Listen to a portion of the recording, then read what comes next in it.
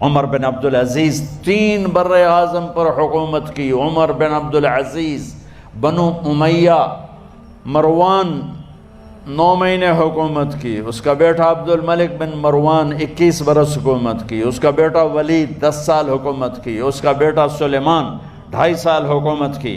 اسی تخت پر بیٹھے عمر بن عبدالعزیز. پہلے چاروں نے اللہ کے شریعت کو قربان کیا حکومت کے لیے. عمر بن عبدالعزیز نے اپنے آپ کو قربان کیا اللہ کے لیے. حکومت کو پاؤں کے تلے رکھا اور اللہ کی رضا کو سامنے رکھا. کیسی سلطنت کی؟ جب گورنر تھے تو 60 اونٹوں پہ سامان چلتا تھا.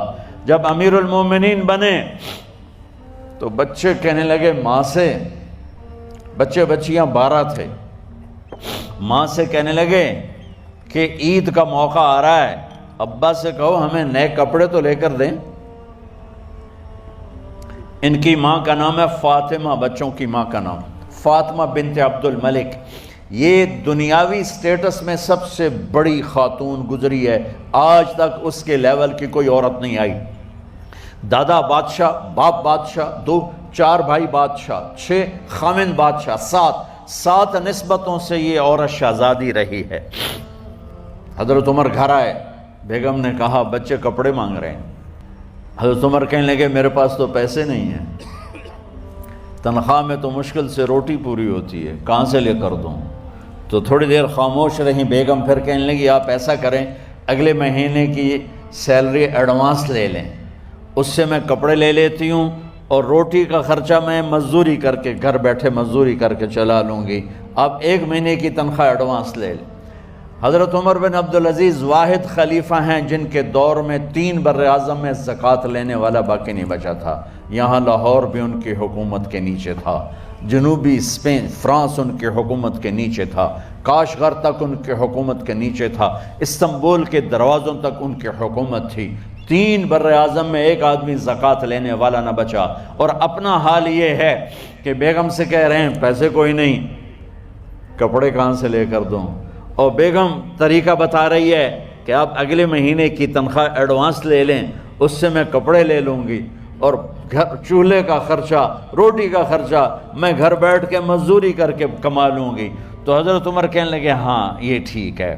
باہر آئے وزیر خزانہ مزاحم، انہیں بلایا کہ بھائی ہمیں اگلے مہینے کی تنخواہ ایڈوانس چاہیے. یہ تنخواہ والے لوگ بیٹھے ہوئے تنخواہیں لیتے ہیں. اس نے کاغذ قلم آگے رکھ دیا، کہا حضرت یہاں لکھ کے دے دیں آپ 1 مہینہ زندہ رہیں گے میں تنخواہ دے دیتا ہوں. آپ مجھے لکھ کے دے دیں آپ 1 ماہ زندہ رہیں گے میں آپ کو تنخواہ دے دیتا ہوں. چپ کر کے اٹھے، ایک لفظ نہیں بولے، گھر گئے. حضرت اپنی بیگم فاطمہ سے کہا بیگم بچوں سے کہہ دو کہ باپ کے پاس کپڑے لے کر دینے کی سخت نہیں ہے. اور خزانے ایسے بھرے پڑے تھے کہ زکوٰۃ لینے والا کوئی نہیں تھا. عید کی نماز ہوئی، نماز کے بعد جب ساری فیملی ملنے آئی اور بچے بھی ملنے آئے تو ان کو دیکھ کر ان کی آنکھوں میں آنسو آ گئے. کہنے لگے بچوں آج تمہیں دکھ تو ہوگا اپنے باپ پر کہ ایک جوڑا کپڑا بھی لے کر نہ دیا عید کا. تو ان کے ایک بیٹے نے کہا ابا جان آج ہم بڑے خوش ہیں، ہمارا سر اونچا ہے کہ ہمارے باپ نے مسلمانوں کے مال پہ ڈاکہ نہیں ڈالا، ہمیں قربانی کا بکرا بنایا لیکن مسلمانوں کے مال میں خیانت نہیں کی. یہ ان کا طرز حکومت تھا، اس طرح انہوں نے حکومت کی. گھر میں تشریف لائے تو بیٹیوں سے بات کی تو انہوں نے منہ پہ ایسے دوپٹہ رکھا ہوا، منہ پہ دوپٹہ رکھ کے بات کریں. تو فرمانے لگے کپڑا تو ہٹاؤ، دوپٹہ کیوں رکھا ہوا ہے؟ تو گھر کی خادمہ زور زور سے رونے لگی، کہنے لگی امیر المومنین آج آپ کی بیٹیوں نے کچا پیاز توڑ کے روٹی کھائی ہے تو وہ اس کی بو ہے منہ میں، آپ کو بو سے نفرت ہے اس لیے منہ پہ کپڑا رکھ لیا ہے. تو حضرت عمر اتنا روئے کہ ان کی داڑھی تر ہو گئی. کہنے لگے آخر میں جب تھوڑا آسرے میں آئے کہا میری بیٹیوں تمہارا باپ تمہیں بڑے اچھے کھانے کھلا سکتا ہے لیکن میں جہنم کو برداشت نہیں کر سکتا، میں جہنم کی آگ برداشت نہیں کر سکتا. اب مرنے کا وقت آ گیا. جب وہ گورنر تھے تو 60 اونٹوں پہ ان کا سامان چلتا تھا، اور جب وہ امیر المومنین بنے تو عیادت کے لیے لوگ آ رہے تھے تو سالے عیادت کے لیے آئے، فاطمہ کے بھائی، کپڑے دیکھے امیر المومنین کے تو بہن کو ایک طرف کر کے فرمایا، بڑے نیک سرداروں میں سے تھے یہ مسلمہ بن عبد الملک، کہنے لگے امیر المومنین کے کپڑے تبدیل کروا دو، لوگ پوچھنے آ رہے ہیں تو میلے کپڑے اچھا نہیں لگتا، کہا جی بھائی کرواتی ہوں۔ اگلے دن جب وہ حال پوچھنے آئے تو پھر وہی کپڑے تھے، تو انہوں نے ان کو الگ جا کر کہا بہن میں نے تمہیں کہا تھا کپڑے بدلوا دیتی، کیوں نہیں بدلوائے؟ تو وہ رونے لگیں، کہنے لگی کہاں سے بدلواؤں، جوڑا ہی ایک ہے، جوڑا ہی ایک، کہاں سے بدلواؤں؟ اور حکومت کتنی تھی؟ 3 بر اعظم کی، 3 بر اعظم کی حکومت۔ ہمارا تو پٹواری امان کا نہیں ہے، اور وہ 3 بر اعظم کی سلطنت لے کر ایک جوڑے میں اللہ سے ملنے جا رہا ہے۔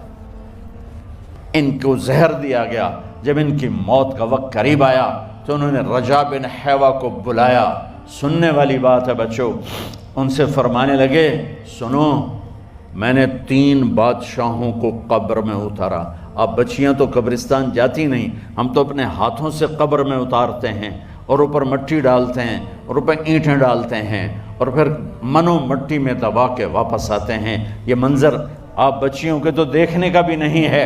وہ کہنے لگے میں نے 3 بادشاہوں کو مٹی میں ڈالا، لیکن ان کے کفن کی گرہ کو جب کھول کے دیکھا تو ان کے چہرے قبلے سے ہٹ چکے تھے اور رنگ ان کے کالے پڑ چکے تھے۔ ولید بن عبد الملک، سلیمان بن عبد الملک، عبد الملک بن مروان، عبد الملک باپ، ولید بیٹا، سلیمان بیٹا، یہ تینوں کا ان کے چہرے کالے ہو گئے تھے اور ان کا قبلے سے منہ پھر گیا تھا۔ اب میں مرنے لگا ہوں، مجھے پہلے ضرور چیک کرنا کہ میرا اللہ میرے ساتھ کیا کرتا ہے۔ پہلے تینوں کی ظلم کی حکومت تھی، ان کے چہرے قبلے سے کیوں ہٹ گئے؟ آپ کو عجب بات بتاؤں، ولید بن عبد الملک روزانہ تہجد میں کھڑے ہو کے 10 سپارے پڑھتا تھا، 10 سپاروں کی تلاوت تہجد میں کرتا تھا کھڑے ہو کے، اور قبلے سے چہرہ ہٹ گیا۔ سلیمان بن عبد الملک تہجد گزار، چہرہ قبلے سے ہٹ گیا، ظلم کیا، ظلم کیا، ظلم کیا، خون کو پانی بنا دیا، حکومت پر شریعت کو قربان کیا، رشتے ناتوں کو قربان کیا۔ اللہ نے قبلے سے چہرے، نمازیں منہ پہ مار دی، روزے منہ پہ مار دیے، حج زکاتیں منہ پہ مار دی، تہجد ان کے منہ پہ مار دی، اور ان کے چہروں کو قبلے سے ہٹا دیا اور رنگ کالے کر دیے۔ عمر بن عبدالعزیز نے اسی سلطنت کو عدل سے بھر دیا، اسی سلطنت کو عدل سے بھر دیا۔ جب ان کا انتقال ہوا، سلیمان بن عبد الملک کی ڈیڈ باڈی جب قبر کے قریب لائے اتارنے کے لیے تو ایسے ایسے ہلنے لگا، اس کا پورا جسم ہلنے لگا، تو اس کے بیٹوں نے کہا کہ ہمارے ابا زندہ ہیں، تو حضرت عمر نے فرمایا بیٹو زندہ نہیں ہیں، عذاب قبر جلدی شروع ہو گیا ہے، عجل اللہ بالعقوبہ، قبر کی پکڑ پہلے شروع ہو گئی ہے، چھپاؤ اپنے باپ کو جلدی۔